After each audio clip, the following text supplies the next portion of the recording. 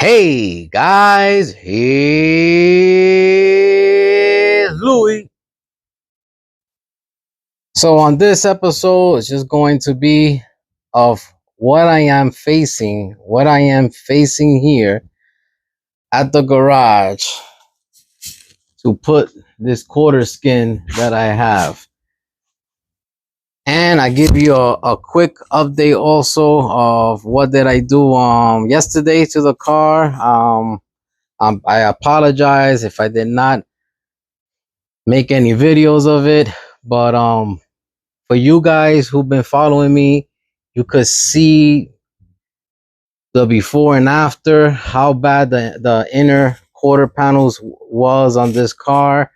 A very important area when pretending to a convertible, but I'll get there soon. So the only reason I did not buy complete quarters for this convertible is because when I inquired the car, it came with a lot of sheet metal, and some of the sheet metal, not a whole lot, but a good amount. And one of those sheet metals was the two quarter skins. Okay, for the passenger side and also the driver's side, that one being this one that I have on the table. So this side is not that bad. Okay, and even the gap here is really not bad. I mean, I still need to massage this door a little bit. But now that one, I have pushed the door. I have done a lot to the door so far, what I could do, but I'm not able to get this terrible gap. I'm talking about this gap, but over there, I will show you guys done. And I'm going to show you guys what I have done so far to fit it. And I'm just going to leave you guys with a short video of what's coming next on the car. All right. But check this out. Just yesterday, I finished welding the convertible inner brace, which is this piece right here. You see my finger going up and down. All right, they do not reproduce this bracket here. Without this bracket, you cannot mount this cross brace here. This is a bolt-on brace. This one is a weld-on brace. Okay, this one that is a cross, they do make it aftermarket. I seen them, but this one I haven't seen them. And for those guys that ever found one aftermarket, please let me know. But I even try to check on the Camaro sites, they don't have them. Okay, and sadly to say, but if they don't make it for Camaro, I doubt it they're gonna make it for Firebird. They need to make it for Camaro, and of course it will fit a Firebird. For some reason, the Camaros are still more in demand out there. I respect both of them, but I love my Firebirds. You know, I'm a true Firebird guy. Not saying nothing about Camaros, but I'm just a true Firebird guy, and that's what I'm saying. But I love all first gen F bodies. I think they both are badass. Now, so I welded this. If it wasn't for Jonathan to be so great, such of a great person, all right, he's my buddy, he's my brother, my Firebird brother, like I always call him.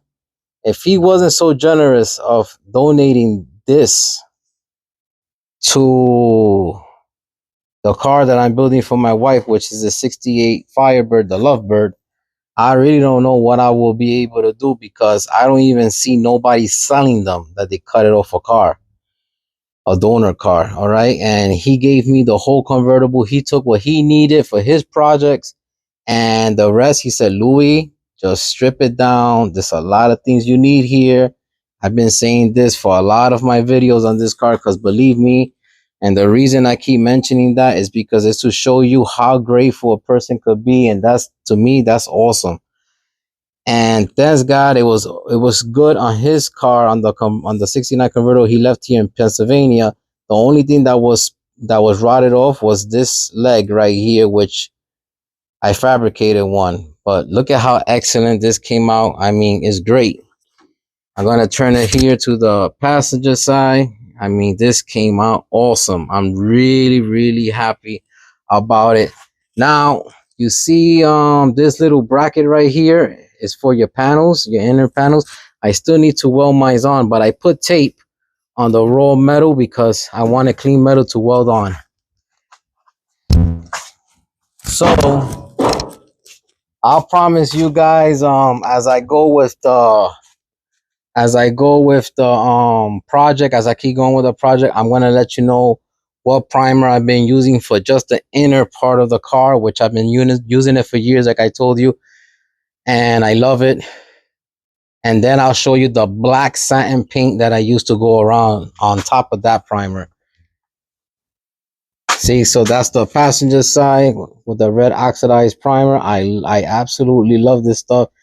Look at how nice and clean. This one also, this is the one that actually came off of Jonathan's car. The driver's side I had with this car, but I was missing that one. And I also had to rebuild the leg on that one, okay? But I mean, if it wasn't to the measurements like I made in the very beginning of this project before I even cut anything away, you have to measure. You have to measure from the beginning and see if your car is twisted, yes or no. And if it is twisted like this bird was twisted, you need to get that fixed first, okay? Now, the measurements that I share with you guys, if you just a little off, an eighth of an inch off, I'll call it good, okay? Anything bigger than that, you kind of have to worry. I mean, me personally, I'm just telling you the truth. If you want to go with a quarter inch off and you think it's going to work, well, I leave that to you. But me, anything more than an eighth inch off of measurement, I'm a little worried.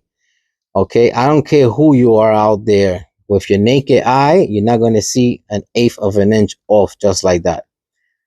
But and that's also to say that these cars wasn't built perfect, but you need to be as an eighth inch off of my measurements or dead on, point blank, because the windshield frame here, really important that it'll be square, especially on a convertible and everything else to follow that. But yeah, all this was rebuilt. If you guys seen the videos before, all this was chewed away from this car, and I got 18 gauge steel, and I made it happen. Okay, I mean, I went my way out to duplicate exactly how Firebird did it back, Pontiac did it back in the day on these Firebirds. So what I am fighting here, and this kind of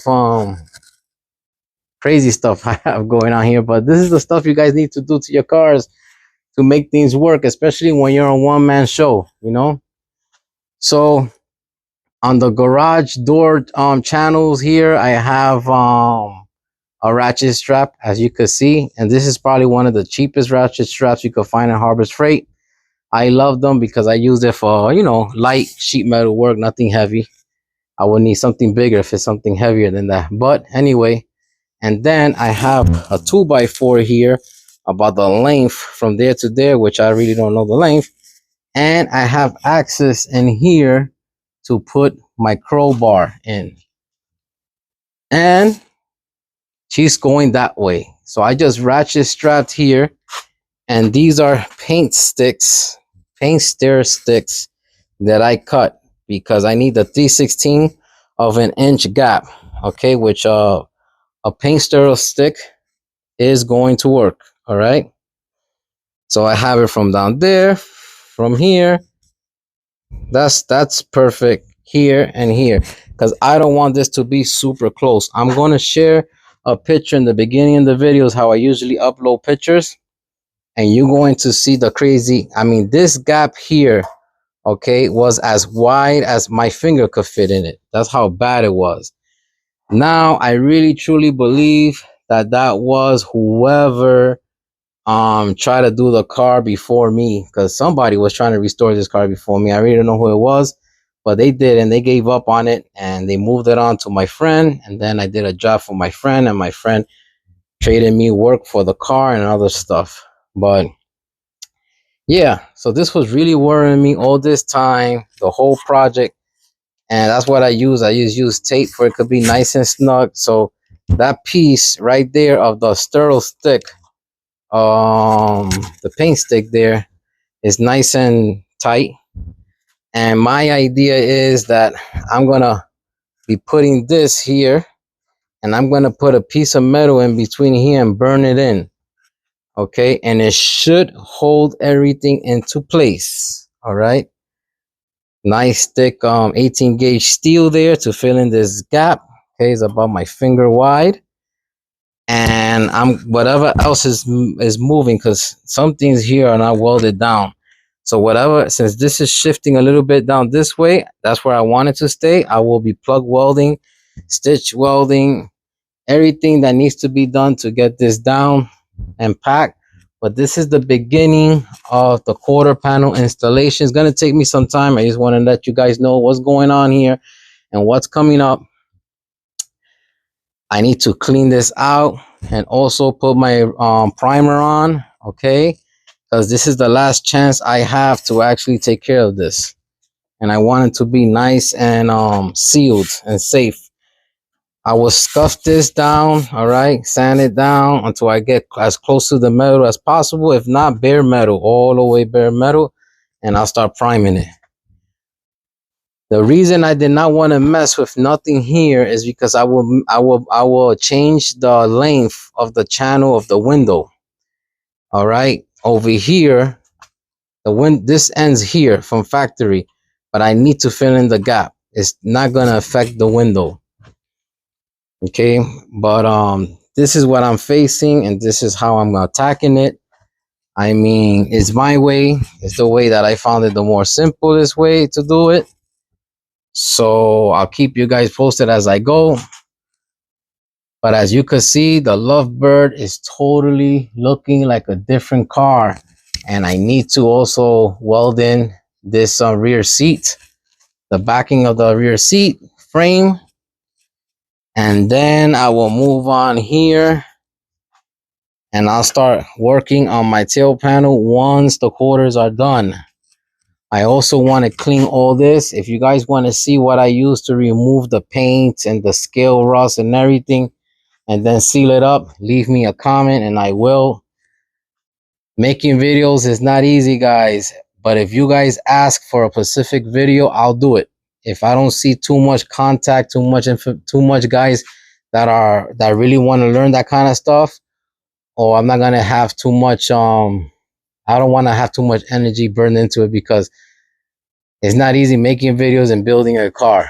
All right, if I stop the videos, I will build a car much faster. All right, and it takes a lot of your time, but I want to share this knowledge, and that's kind of what gets me going, is the knowledge that I have learned, and share it. So guys, that's the update on the 68 Firebird. Bye bye now.